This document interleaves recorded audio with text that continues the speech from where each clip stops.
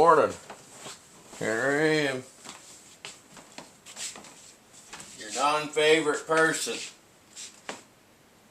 Apparently. Hadn't been getting any likes lately. I guess people don't like the content. Oh well. That's the way it is. Nobody likes chainsaws, I guess. Not a chainsaw channel. But, you know, I do homesteading stuff. So that kind of falls into survival and bushcraft because it's the way it is right now. Every day is survival in this world. Just watching for Bible prophecy to unfold. You know, Lord says to watch. You start seeing all this stuff, blah blah blah. The near end is near, and that's been going on for a bit, but it picked up the last few years exponentially. So you're called to watch, and that's what I do. I watch and I pray and I wait for Jesus, but at the same time I still gotta take care of the house and get firewood ready, you know, for the winter and blah blah blah, and do this and do that. Yeah, going back to heating with wood because oil is so doggone expensive. So getting back into my wood cutting mode, tree climbing mode.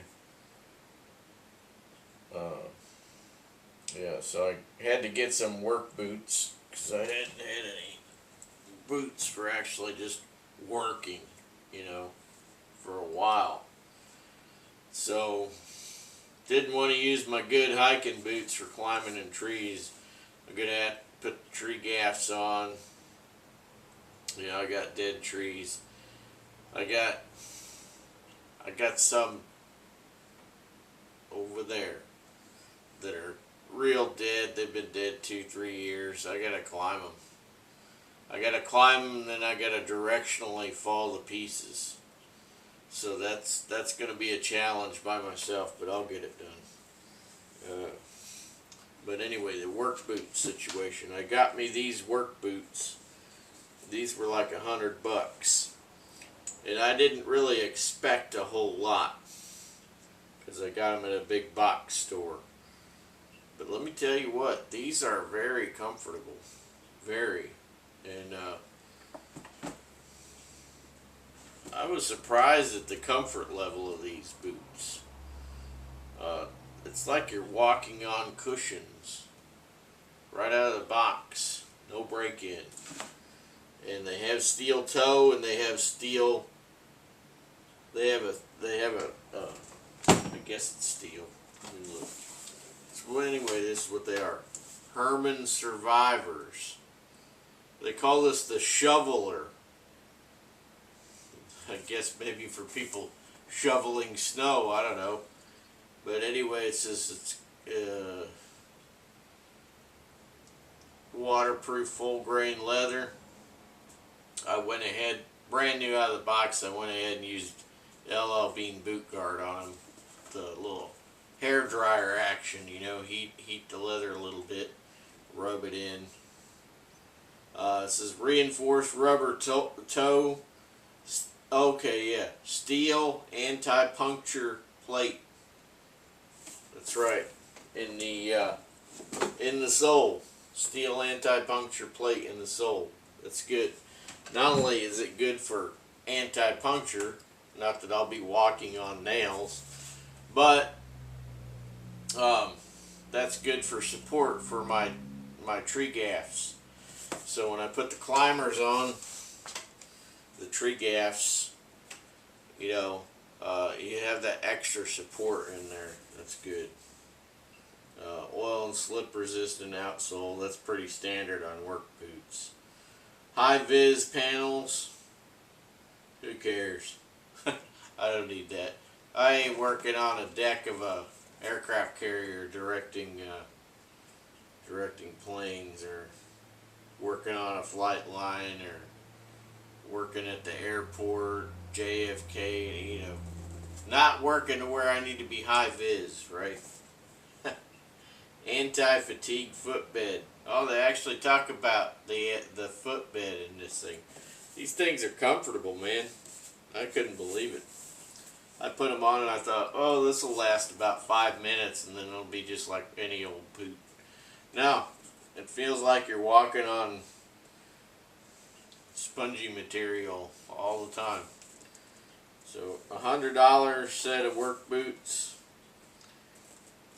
Well, we'll see how they last. You know, we'll see how they last because I'm going to be putting them to the test with all these trees I got around here. Being outside and, you know, in the scrub and everything, doing a lot of felling, bucking, climbing and all that. So I will be putting them to the test. And I don't abuse my equipment, but I do use my equipment. So we'll see how this stands up to regular. These stand up to regular use. Now they got double and triple stitching here and there and all that. So we'll see. What else? So since I'm getting ready to start climbing trees here real soon, which is not probably the easiest task for me. I haven't climbed a tree in probably 6-7 years at least. But rounding up all my equipment, cleaning things, getting things checked out, you know, doing my pre-checks, checking out a lot of stuff. I don't know what rope I'm going to use. I'm going to use multiple ropes, especially those dead trees I got to climb out there. I might create a high line between two live trees. I've got the bull rope in there, and I've got to find it, but in my OR bag, outdoor research rope bag, I've got my L.V.I. Stratos 11 mil dynamic. That will be used for sure as a safety factor, because if something goes wrong, then something's got to catch me. Otherwise I won't be talking to you on the camera, right? But if I create a high line using a couple of ropes, probably would use that Stratos rope, L.V.I. Stratos, and another rope. Yeah. Maybe an old static blue water tactical rope. So that could be like that could be like, you know, to slow the fall down, right? And then the Stratos would keep you from decking. Sounds fun, doesn't it? Woo! Yeah. Anyway, you only, you know, can only do so much as your kit will allow you to do. You know, you can only do as much as the stuff you have will let you do. You know, if you don't have gobs of stuff to use, then you gotta figure something else out. You know, if you're just starting out working in trees, then you're gonna have minimal stuff to do your job. But it's still kit intensive work. You know, you have to have the toys to play with the boys. You know, you gotta have the toys to play with the boys. So if you're just like, let's say you're a new guy on a tree in a tree company, you know, if it's for an arborist company, right? You're gonna start off there as that lower level Louie on the bottom, shoving tree branches into a chipper. Okay, that's where you're gonna be. But while you're at that lower level L.V.I level, you need to start investing in your climbing equipment, because that's going to be where you're going next. If you are, you got to have the aptitude for it. You got to be trainable, and you can't be grossly overweight. That's just a fact. You can't be 300 pounds climbing the trees. You know, you could be 200 pounds climbing the trees. I'm 220. You know, I can still climb trees. You know, but 215, 220, something like that. It's been a couple weeks since I weighed myself. I go back and forth between 200 and 220, depending on how much exercise I'm getting, right? So I have not been doing a lot of exercise lately, but I don't do a little either. You know, I keep fairly active, and I've got stairs here, so I go up and down the stairs constantly because I forget stuff. Anyway, that's another story, right? But,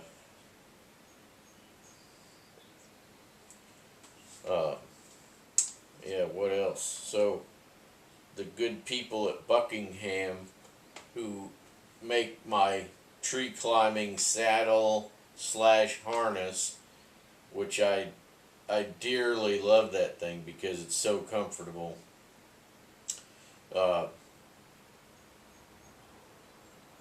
They have graciously offered to give me a discount on a throttle, which is a device to work in the trees. You know, keeps you safe. You climb, you take in the slack, you know, push down on the top, and you start descending. You know, you can sail out of the tree.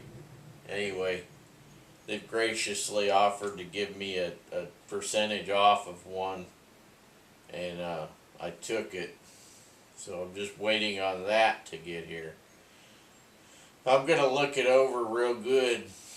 I may back it up with something like a Prusik or a Blake's hitch. So, you know, I started in the 70s doing Blake's hitch with just the rope. And then I was doing Blake's hitch with the split tail. You may or may not know what I'm talking about. And anyway, anytime I need to do tree work, you know, I use split tail. But I'm older and tireder. So I started looking at some of these new devices that they have.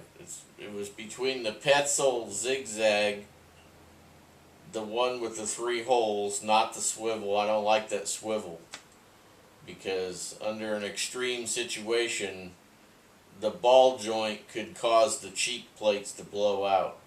You know, I'm looking at that from a mechanical engineering point of view, right? I'm not a mechanical engineer, by the way. I did do some electronic engineering, but I did not do mechanical engineering. But I have worked with mechanical engineers and electrical engineers in the past, doing what they call sustaining engineering. But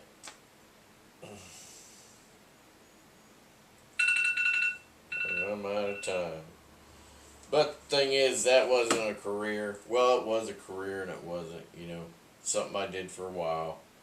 I've had like 5 or 6 different careers, you know, each one of them spanning a few years, because I'm the type of person that I get bored easy. You know, I don't want to spend my whole life in one job. I want to experience stuff. I want to know things, learn new stuff. You know, I'm a person who's constantly learning and doing. I don't want to just read about stuff. I want to do stuff. You know, that's how I've always been since I was a little boy. And that's how I got involved in tree work when I was a boy. I can remember